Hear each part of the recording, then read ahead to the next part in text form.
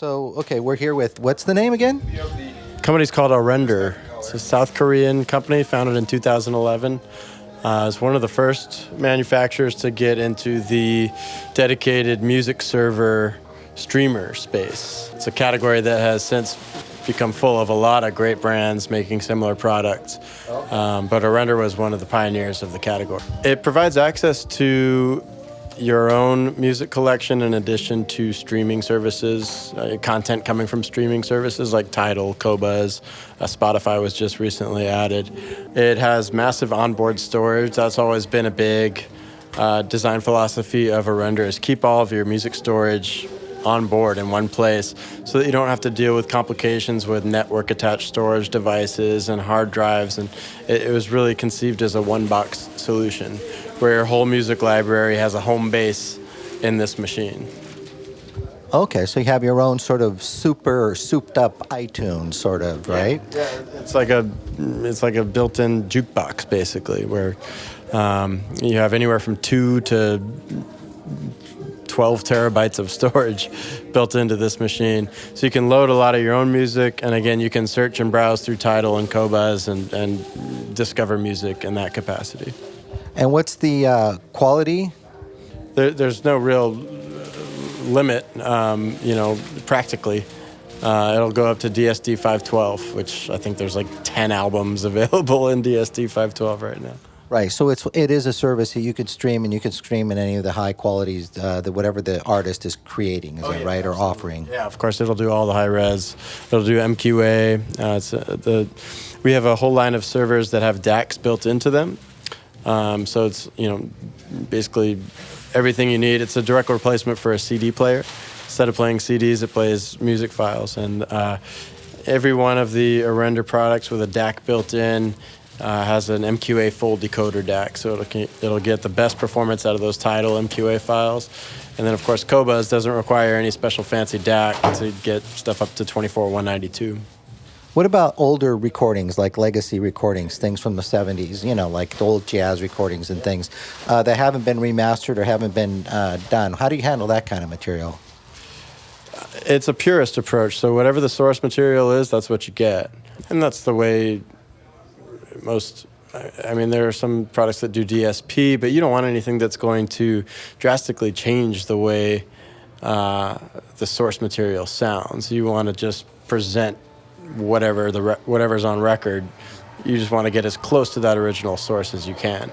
So yeah, again, it's the purist approach. It doesn't do any EQ. It's a perfect bit stream, meaning there's no DSP, no digital signal processing between the player and the DAC. It's just a perfect bit stream of what the original source material is. So how do people go about purchasing this? I mean, is it it comes with the subscription and then it's also hardware? How does it work? It's solely hardware. Yeah, it's just a hardware. It's like a CD player. Instead of playing CDs, it plays music files, digital music files. Right. Okay. So whatever services you want to use, that's what you can hook up with it, yeah, right? You can sign in and sync up your own streaming subscriptions to this machine. So it's like a replacement for a computer. When this whole computer audio hobby started, people used a computer like a Mac or a Windows commercial PC. Yeah, a lot of people used to use Mac Minis. Yeah. They still do. Oh yeah, they still do. But I'll never forget the day I swapped out my Mac Mini in favor of a dedicated music server. You have a quieter power supply and an isolated USB output to the DAC.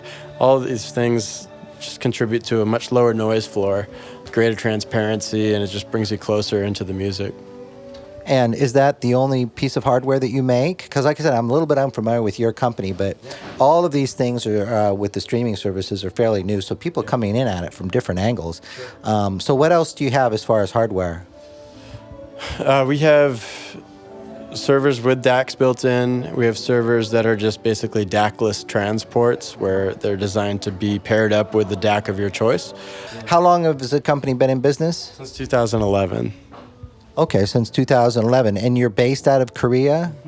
Yeah, South Korea is where the manufacturing facility is, but we have a dealer network all over the world. And if someone wanted to listen to the quality, then they could go to a dealer from your webpage. Yeah, on our webpage, there's links to all of our dealers. I think we have right around 100 dealers in North America. And What's your webpage? Aurender.com. Can you spell it out for me? AURENDER. Aurender. And what is the price ranges? What are you talking about here? And how many different products do you have? The entry-level N100H with 2 terabytes of storage and USB audio output is $2,700. And our brand new flagship product, the W20 SE, is $22,000 for a lot more features and functionality. Yeah, that $3,000 price range, that's kind of like the sweet spot. So you're entering right in there. Well, you've been around since 2011, so you're right in with all the competition there. Yeah. Interesting. So what brings you, one last question, what brings you to the audio show here in, it's in Oakland, but do you go to a lot of the audio shows, or is this something new for you, or? No, we go to pretty much all of them, all the major ones. It's kind of a hometown show for me personally. You live in Oakland? I grew up in Oakland. I live in Colorado now, in Denver, but it's good to be back. And, it's just a great opportunity to get your brand seen and heard by a lot of people, a lot of hobbyists and enthusiasts and consumers. And we get together with our friends in the industry and just put together the coolest system we can. Yeah, I was in. I did a show at the East Coast. Well, I moved from the East Coast back to the West Coast, and so it's good to see that people are touching base with the high-end audio industry still on both coasts. Have you been to the East Coast shows yet? Like the New York Audio Show? I have not had the pleasure yet. No, but the Chicago show is about as far east as I've personally gone. That's a great show. But yeah, that's the best part about it is we all get together and. The music server company gets together with the DAT company, and we put together a really synergistic pair. And you just go around from room to room, and all the manufacturers bring out their latest and greatest toys and pair them up with, make symbiotic relationships with other manufacturers out there. Yeah, and you get to, and ASC is helping you guys out here, so that's good. That did not happen in New York. No. So it's a huge difference. These hotel rooms can be very harsh, and they can be difficult to really get dialed in properly. But having some good acoustic treatment like these ASC tube traps really helps a ton. Right, it's good you said that. I recommended them earlier, and one more time. Your name, one more time? Ari Margolis. I handle customer service and tech support for Aurender. Okay, well, thanks a lot. That was nice and clear.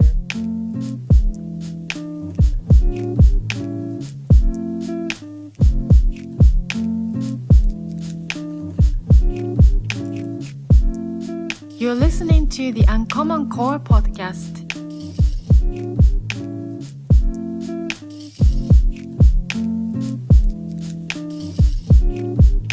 First, let me say, I was passing by and I'm looking around. There's certain people I wanted to make sure and get, and the doors are closed because everybody's setting up. But I passed by this room a couple times because it had an old Ampex tape, reel-to-reel, or do you call it 1-inch tape? What is it? This is a ATR Model 102. It is a half-inch machine. It's commonly used. It is still used today for mastering. A lot of the vinyl made today were made from this machine. It's a mastering machine. It looks like something from like Abbey Road days. The manufacture date on the sticker is 1977. Okay, so a little bit after Abbey Road. Yes, sir. Yes. But okay, so who are you? Why is this machine sitting in here, and what's going on with it? Excellent questions. My name is Tim Maritani. I've been involved with high-end audio playback since the early 70s. The machine is here because when the day is done comparing different formats, whether we're streaming or digital, it all started on tape. And this is a very good place to begin as a reference. And we have here copies of running masters from great material. In other words, we all start somewhere. The live event, the control room, in this case, we refer back to the analog tape. Yeah, this kind of makes a lot of sense. Some people, they're getting into vinyl again, vinyl records, and back around the time of vinyl records and even before, some people had the reel-to-reel tape decks. But the problem with the reel-to-reel tape decks is that you have different source material recorded in a different way at different speeds, and then you got different machines. So it's like it's a little bit tricky to get into it, and you have to make a decision on what you want to get. So, but this is the original, like you said, the mastering machine. Are people buying this to listen in their home, or is this just your reference? There's a resurgence in tapes. Some people that are really into the hobby. There's really two great machines. A Studer A80, right, and ATR 102. A lot of the Studers were in Europe. In America, this was built in Redwood City, California. A lot of people used Ampex in America. And you don't have the problem that people have with the 2-track version or the 4-track version, where you got different tape speeds and different kind of formats coming along. You're going back to the original master tapes. Is that right? Playback of tapes, one needs to study what to do before they jump into it. It's not one needs to calibrate, align, azimuth. It's a very deliberate process. Just needs a little bit of understanding of what we're looking for. In this particular situation,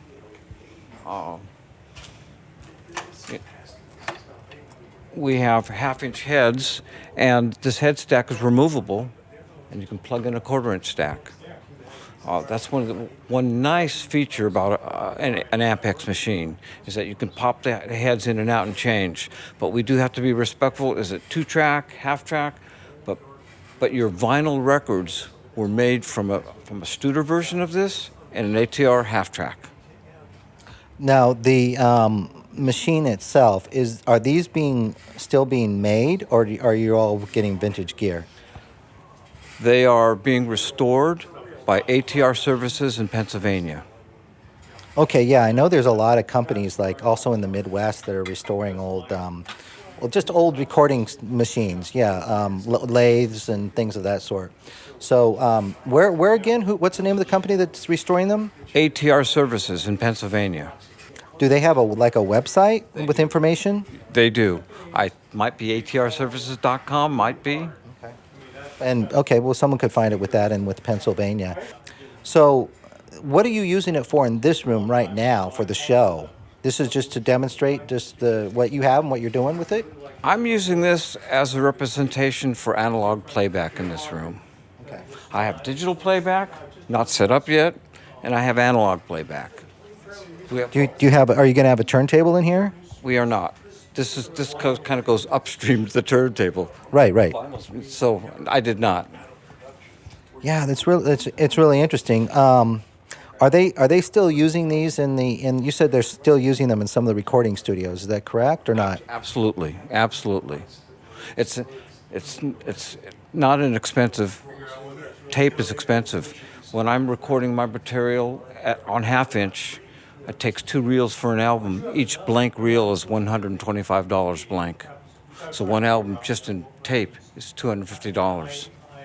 And you have kind of probably a different process and a thought process that goes into making an analog tape as well, I would guess, because you have the machine just running all the way through, catching everything, and they're using an analog source like this, a tape, or they're recording directly onto the disc, which some people are doing. You're capturing the performance of the musicians, and you're laying that down, as opposed to, a little bit here, a take there, and then mixing it up. So it seems to me, I'm just guessing that the whole thought process and the whole creative process is going to be different with an analog machine. Not necessarily, because one can do live to 2-track recording digitally. Keith Johnson, reference recordings, use Mike's 8 channels, mixes live to digital, which is a very lost art. So it's not necessarily format specific, but definitely some people use an analog machine to get everything has a color. And sometimes this tool is used to get that color in their sound. But a well-maintained analog machine is really difficult to surpass. Okay, well, how's it going? I mean, how long have you been doing this, and is the business growing? Is it just kind of tapering? What's going on with the business? From a tape standpoint, the business is growing. And actually, if you want to talk to somebody about the hobby of tape, the gentleman behind me has got a tape collection of thousands of albums of the greatest material, and somebody you might also want to ask about, is the hobby growing? And absolutely it is. But we're talking small growth, not like streaming and Spotify. Well, yeah, it's probably a niche within a niche. Yes, sir. A niche within a niche within a niche, but it is growing. What if someone wanted to? I mean, back in the old days, I mean, they're not that old, but I guess it's all relative. People used to get together for watching sessions of old films. And now people can buy turntables. It's not that big of a commitment. But this seems like it's a big commitment. Is there anywhere people can go to listen to the old analog tapes, or do they really have to kind of purchase or know somebody? I think you'll find more and more retailers throughout the world, not the country, the world, that have analog machines in their showrooms. Okay, so they can go to one of those places. Absolutely. More and more tape machines are in trade show demonstrations. Is there anywhere else that the public can go to hear like the original analog tapes that, apart from the audio show or from a dealership? That's a weird question, I know. I'm just curious. Commercially, no, but the odds are increasing, not decreasing, with the slight popularity of a machine. No that I know of, but that doesn't necessarily mean that they might have a tape machine in one of these vinyl cafes, etc.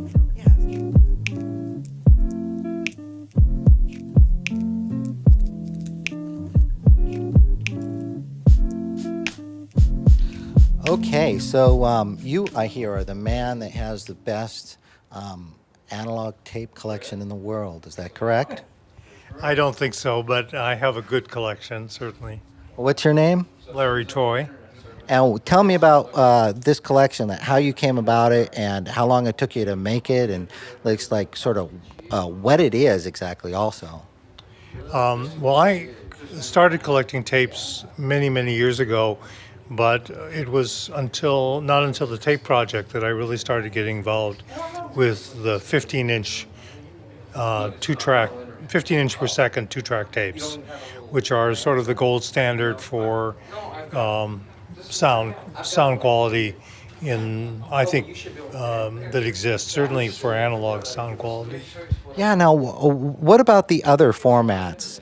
Is there something wrong with them, or is it just is it that they're just hard to find and there's not very many machines? The other tape formats, or Yeah, the other tape speeds and formats that they have out there for some of the reel-to-reels and things.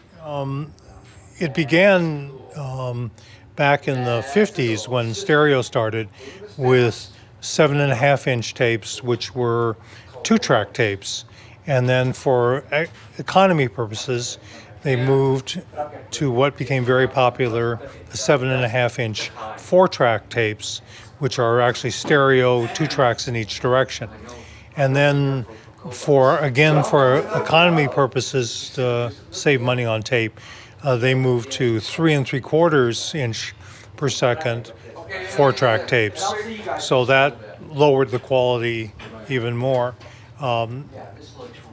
The companies always recorded typically at 15-inch speeds, two-track tapes, or in some cases multi-track tapes on wider tape. But let's say classical, for example, Decca, the great classical recording company in England, almost always recorded at 15-inch per second two-track tapes, making their original copies. Even if they used multiple microphones, they would mix down to two channels, and that would be their product that came out of recording.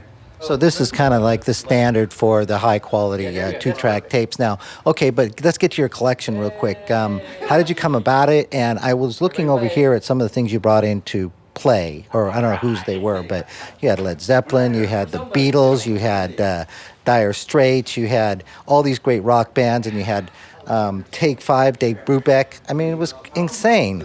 So you have a personal collection, though, that's even crazier then, evidently. Is that right? Currently, I have over 1,000 reels of 15-inch two-track tapes. About 20% are half-inch tapes. So I do have a crazy collection.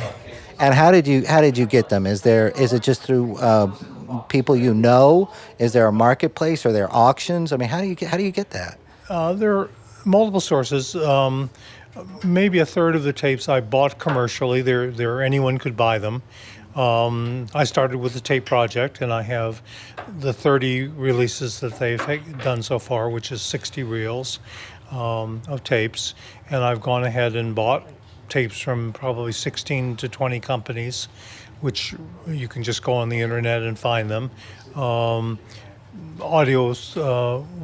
like Audio Nirvana or What's Best Forum feature those tapes regularly. At least people talk about it, and they have the listings in their forums.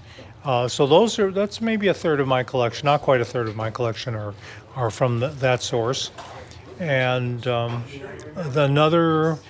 couple hundred, more than 200 reels I bought from one particular source, which this fellow had collected Safety Masters, and so I have Safety Master tapes, which are basically copies of master tapes that were used by recording engineers mastering engineers to make vinyl or CDs. They were the backup copies, and often the mastering engineers keep the copies after sending back the other copy to the companies, and they're sometimes available for sale. And this person collected a lot of them, and he had some health problems, and he sold the whole collection to me. So I bought one big collection at one time.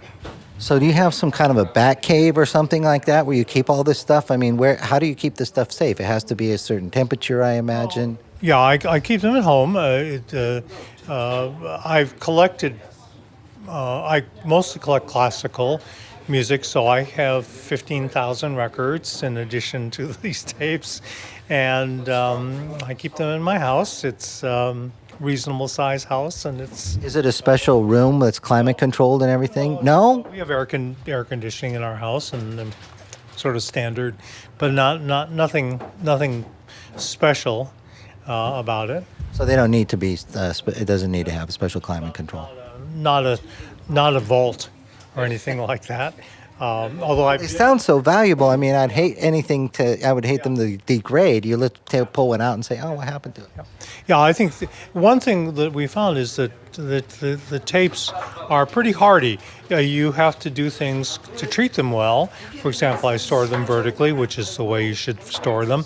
And also, for these tapes, because they go only in one direction, they're two-channel, so you play it and you finish playing it, you store it that way. So it's called tails out. Right. So you don't rewind the tape, so you don't play it at a high speed until you're ready to play it again.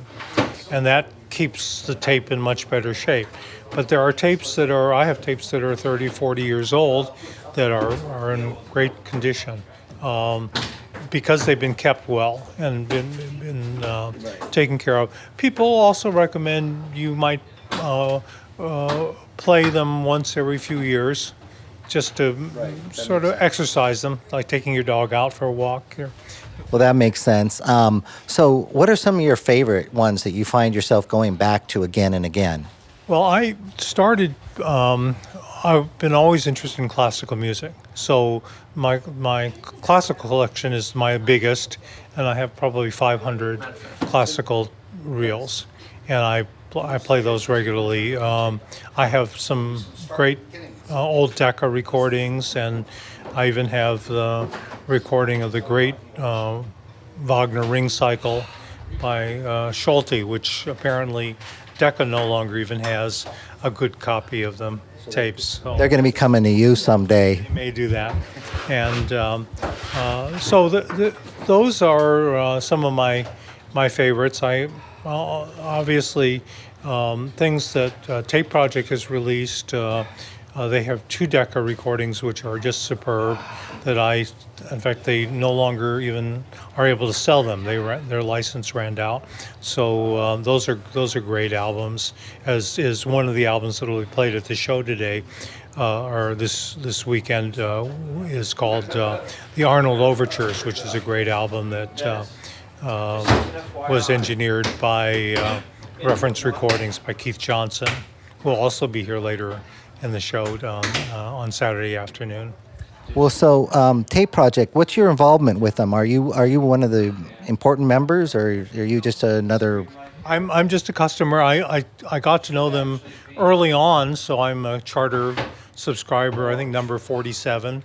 So bought all their tapes, the 30 albums that they've released. I've gotten to know the people very well, and I know all 3 of the original principals, and one of them will be here tomorrow, Paul Stubblebine. I also got involved I bought my first sort of fancy tape recorder, Technics 1500, which had been modified by the Tape Project people. Dan Schmally of Bottlehead Audio did that, and so that was... Yeah, those are nice machines too. I mean, when I did the show in New York, I talked to the guy at Technics, and they had a restored Technics reel to reel, and I mean, these things have a certain industrial look that's kind of cool, but the Technics players are a completely different animal. They're much nicer looking machines. I have machines like the ones here. I have 2 of those, those are my 2 machines, are my 2 Ampex ATR 102s, which I've replaced. They have some advantages over the Techniques, like they can play half-inch tape, and I have the half-inch tape head blocks as well as the quarter-inch, and I can go back and forth between quarter-inch and half-inch. They're a little better tape machines also. It's the pro machines, but they definitely are industrial looking. Right. Now, I know you guys are setting up, so I'll let you go, but I just, do you have anything else, or are you just into you said you had an analog collection too, so you listen to records and you listen to tapes? Do you listen to digital at all?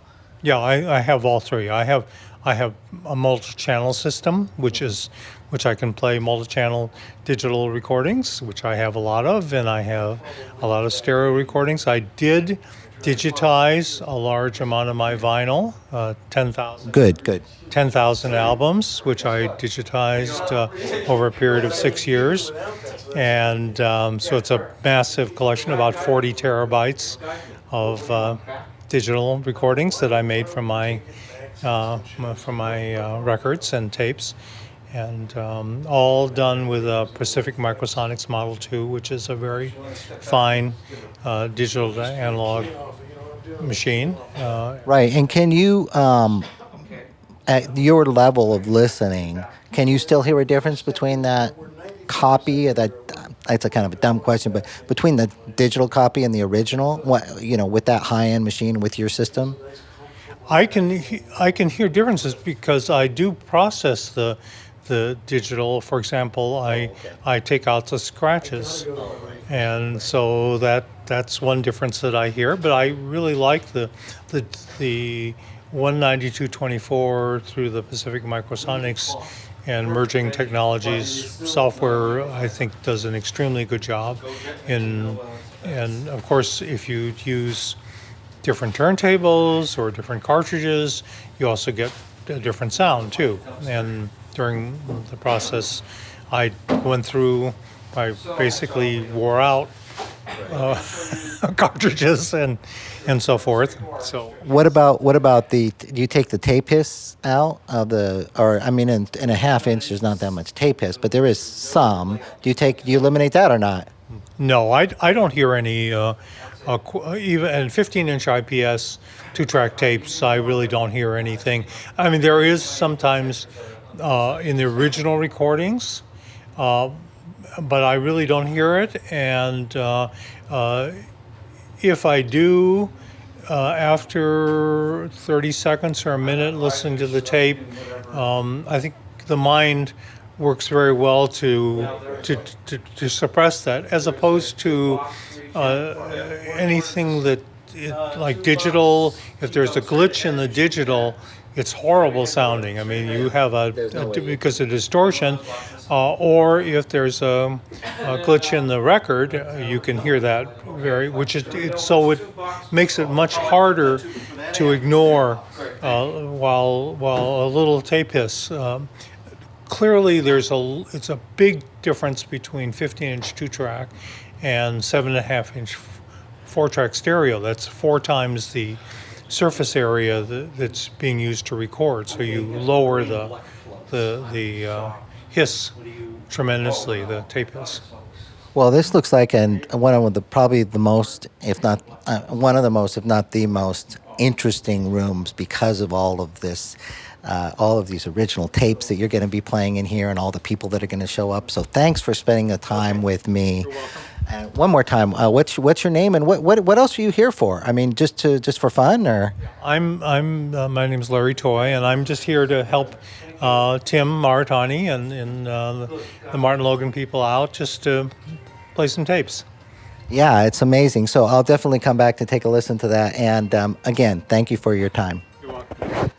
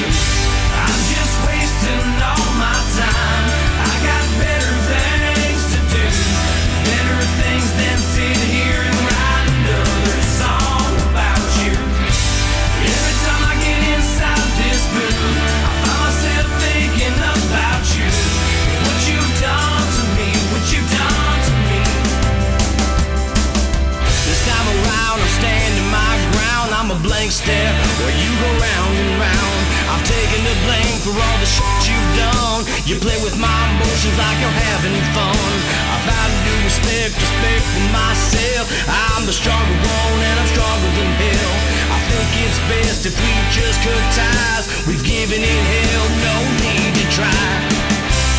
Why don't we try to do this to ourselves? We both know you're the one who needs the help. Times that I was weak, let's call it a truce and leave respectfully.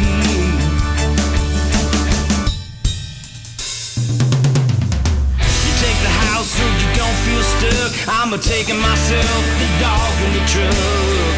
I'll be fine, I got this guitar laying in the bed beneath the stars. I'm in a better place, I'm in a better place without you. I'm in a better place without you. I'm just wasting all my time. I got better things to do, better things than sit here and write.